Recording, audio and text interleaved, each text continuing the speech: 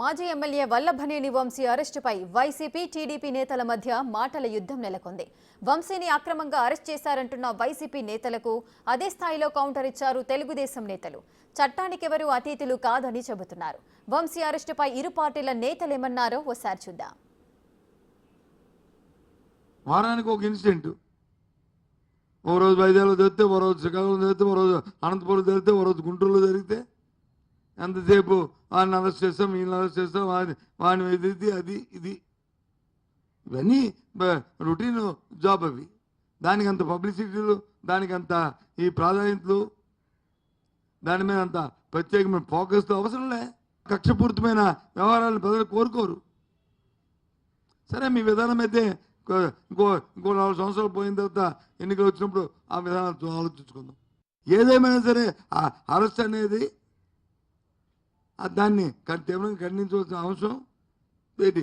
ఒక party office మీద వచ్చి ఆ అమ్మాయి చెప్పింది, ఆ సోదరు చెప్పింది ఆ కేసీఆర్ లేనప్పుడు ఇంకేడుస్తారని, మరి ఇంకా అయిపోయింది.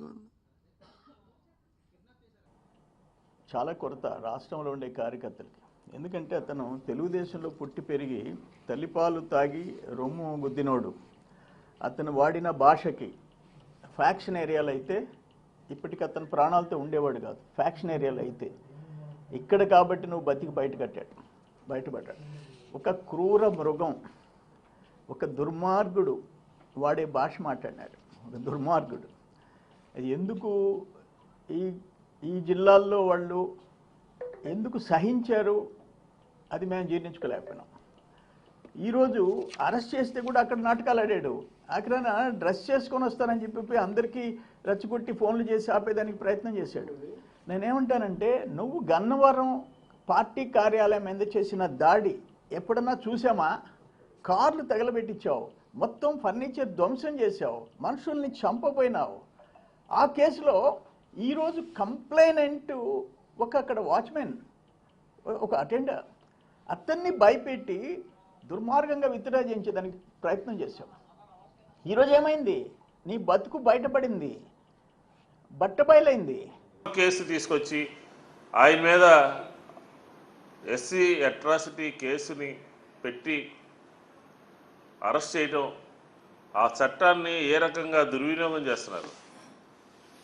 రాజకీయ వ్యవస్థ అంటే భయం లేదు, చట్టాన్ని చేతిలో తీసుకుంటున్నారు.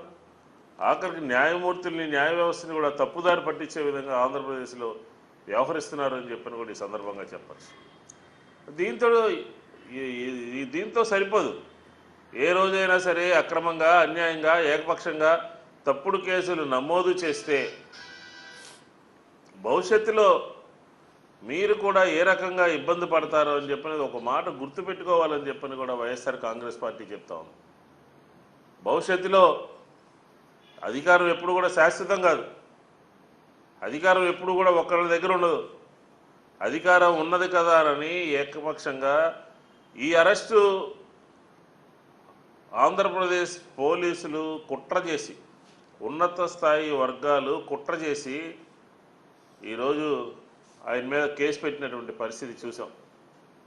ఇప్పటికైనా సరే భవిష్యత్తును దృష్టిలో పెట్టుకుని ఇలాంటి తప్పుడు కేసులు వైఎస్ఆర్ కాంగ్రెస్ పార్టీ శ్రేణుల మీద ఎక్కడ ఎవరు నమోదు చేసినప్పటికీ కూడా రాబోయే రోజుల్లో మీకు ప్రజలు తగిన విధంగా బుద్ధి చెప్తారు అని చెప్పిన విషయాన్ని కూడా గుర్తుపెట్టుకుని మలుసుకోవాలి, వ్యవహరించాలి అని చెప్పాను.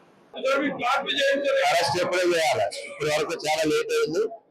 కానీ లోకేష్ గారి రెడ్ బుక్ లో ఒక చట్ట ప్రకారం, చట్టానికి అనుగుణంగా ఆ రెడ్ బుక్ ఫాలో అవుతా ఉంటే లోకేష్ గారి రెడ్ బుక్, అందులో భాగంగానే ఇంత సమయం పట్టింది.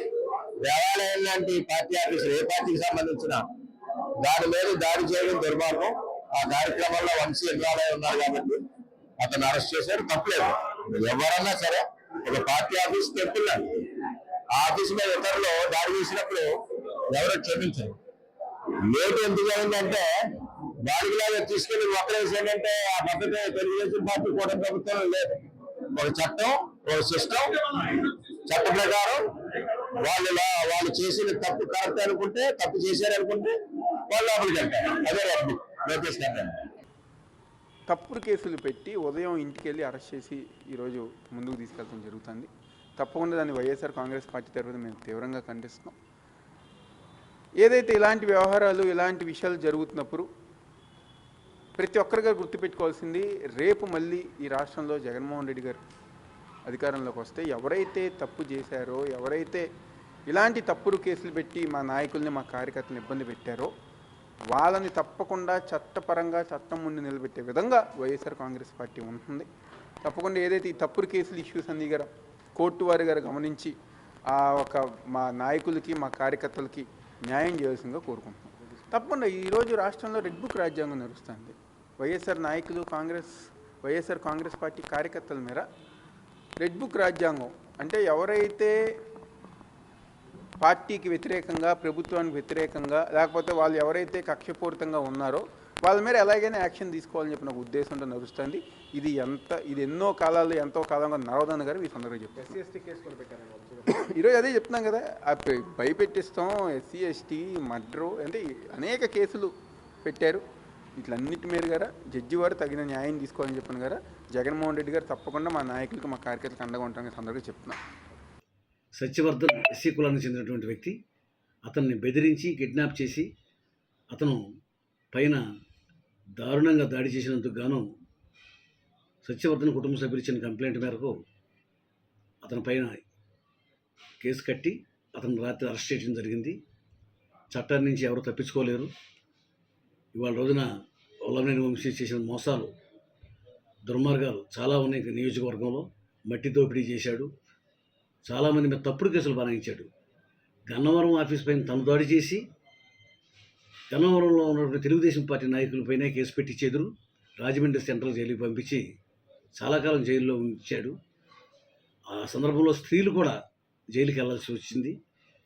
తెలుగుదేశం మహిళలని జైల్లో పెట్టించిన దయాదాక్ష్యం లేనటువంటి వ్యక్తి వల్లభనేని వంశీ.